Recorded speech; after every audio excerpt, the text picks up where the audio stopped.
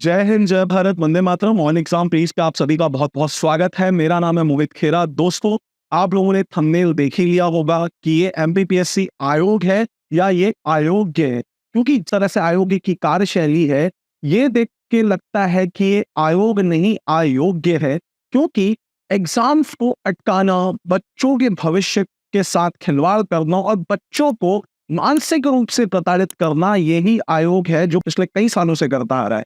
दोस्तों, सबसे पहले मैं आता हूं असिस्टेंट प्रोफेसर परीक्षा पे, जिसको लेके आपके मन में एक स्थिति बनी हुई है कि असिस्टेंट प्रोफेसर का जो एग्जाम है वो 3 मार्च को होगा या नहीं होगा। क्योंकि जब ये मैं वीडियो बना रहा हूं, अभी तक कोई एडमिट कार्ड जारी नहीं किया गया है आयोग के द्वारा, और ना ही इसके संबंध में कोई सूचना दायर की गई है। दोस्तों, असिस्टेंट प्रोफेसर परीक्षा के इतिहास पर आते हैं, क्योंकि जो चीजें पुरानी हो जाए वो इतिहास बन जाती है। और ऐसे ही असिस्टेंट प्रोफेसर की जो परीक्षा है वो आयोग के द्वारा इतिहास बना दी गई है। क्यों इतिहास बना दी गई है भैया? क्यों मैं ऐसा बोल रहा हूं कि जो असिस्टेंट प्रोफेसर की भर्ती परीक्षा है वो इतिहास हो गई है? इतिहास इसलिए हो गई है कि इसका नोटिफिकेशन आता है, ये भर्ती निकलती है 30/12/2022, यानी कि 30 दिसंबर 2022 को इसका नोटिफिकेशन आता है।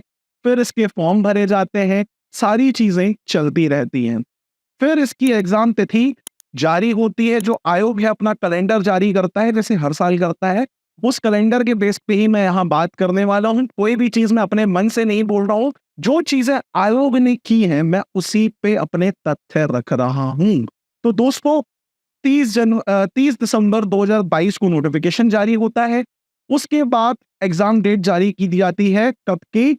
28 जनवरी। कुछ अलग-अलग तिथियां जारी की जाती हैं, क्योंकि इतने सारे सब्जेक्ट हैं। आयोग का कहना यह है कि इतने सारे पेपर बनाना हमारे बस में नहीं है, और इन सब्जेक्ट्स की जो है अलग-अलग तिथियों में परीक्षा करवाई जाती है।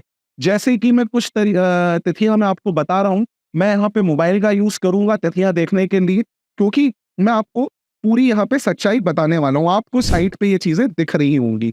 दोस्तों, 8 सब्जेक्ट की परीक्षा जो है असिस्टेंट प्रोफेसर की, उसमें मैं अगर बात करूं तो वनस्पति, वाणिज्य, अंग्रेजी, हिंदी, इतिहास, गृह विज्ञान और गणित और संस्कृत, ये परीक्षाएं जो हैं कब होनी थी? 28 जनवरी 2024 को होनी थी, जो नहीं हुई। अब इसके बाद अलग-अलग सब्जेक्ट की फिर 8 विषयों की परीक्षा कब थी, मैं आपको बता रहा हूं दोस्तों। 2 जून 2024, इसमें भी 8 विषय हैं। 2 जून 2024, है ना, इसमें भी 8 विषय हैं। उसके बाद फिर परीक्षा कब होनी थी भैया? ये परीक्षा सीधा चली गई 17 नवंबर 2024। 17 नवंबर 2024, मतलब यहां से आप हिसाब लगाइए। पहले परीक्षा होती है 8 विषयों की 28 जनवरी 2024, फिर हो जाती है 2 जून 2024, फिर हो जाती है 17 नवंबर 2024। नोटिफिकेशन कब आया? नोटिफिकेशन आया है 30 दिसंबर 2022।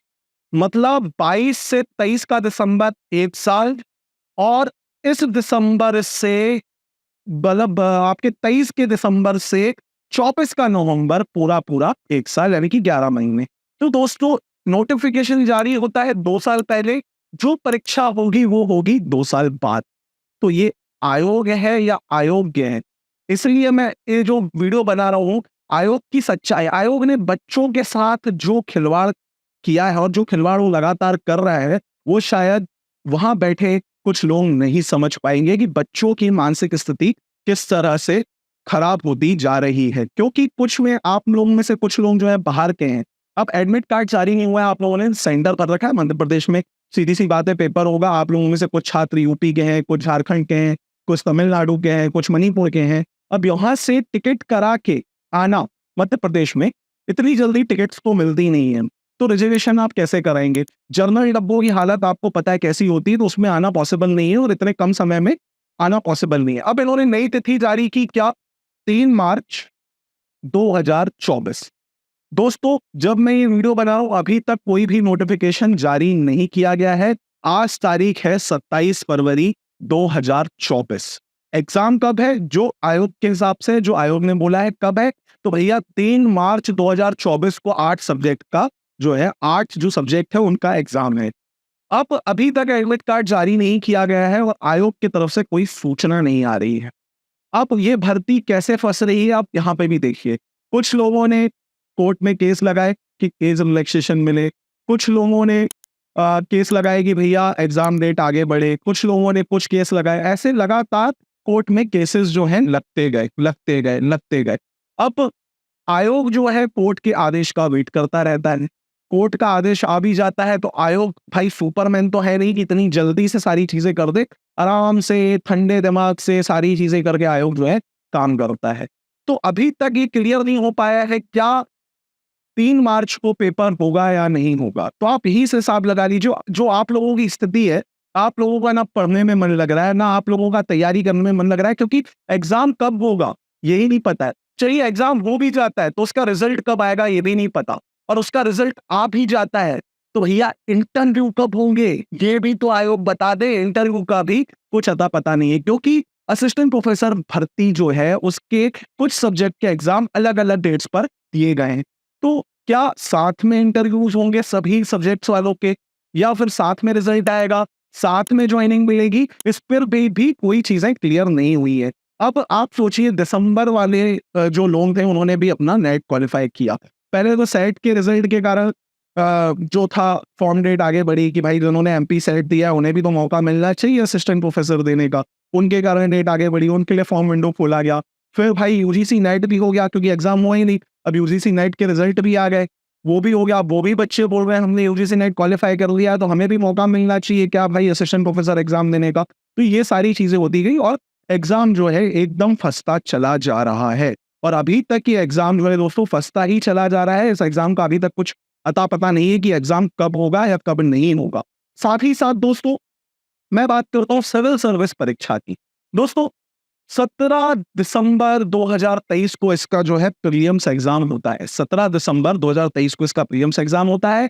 मेंस के लिए जो समय मिलना था बच्चों की मांग थी कि मेंस जो है बहुत जल्दी जो है कराया जा रहा है, इसकी जो डेट है वो आगे बढ़ाई जाए। क्या डेट दी गई? तो डेट दी गई है 11 मार्च। 11 मार्च से मुख्य परीक्षा का आयोजन होना है।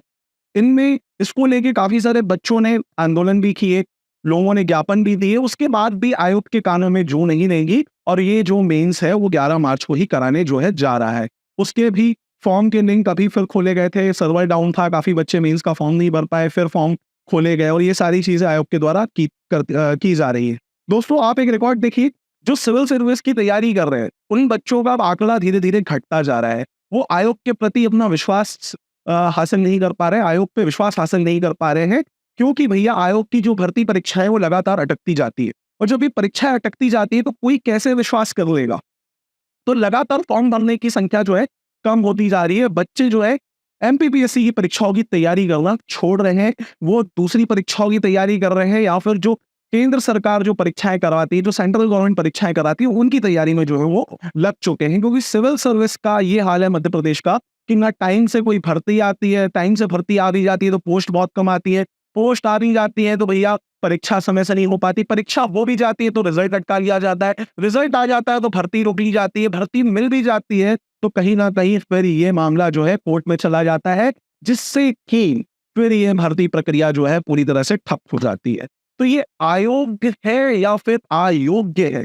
दोस्तों मैं बार बार यही बात बोल रहा हूं, अगर आयोग को आपकी चिंता होती, आपके भविष्य की चिंता होती, आपकी मेंटल हेल्थ की चिंता होती तो आयोग जो है अपनी परीक्षाएं समय से करवाता।